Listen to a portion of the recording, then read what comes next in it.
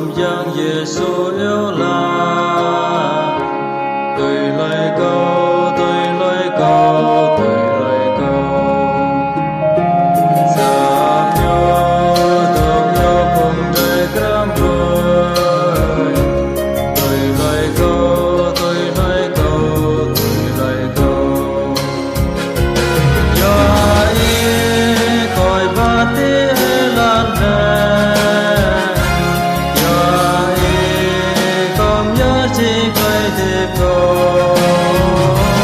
nào làm đừng thế chẳng biết tôi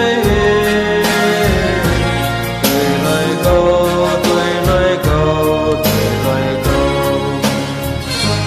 câu sang và pray chỉ quay soi lời câu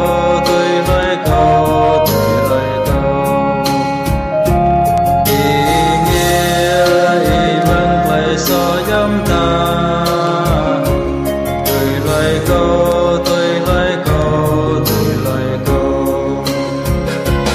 làm tôi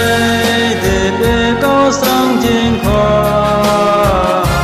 thầy điều Bồ Tát để lan khởi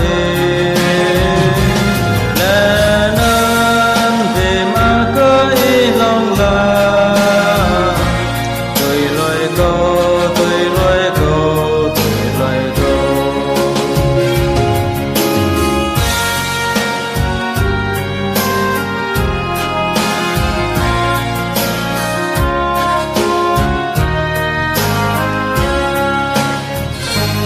chào cơ cầu chim nâng về cho em tôi lời câu đàn dương cầu sông mà suốt biết chi tôi lời câu nam tê đã ta có đông huy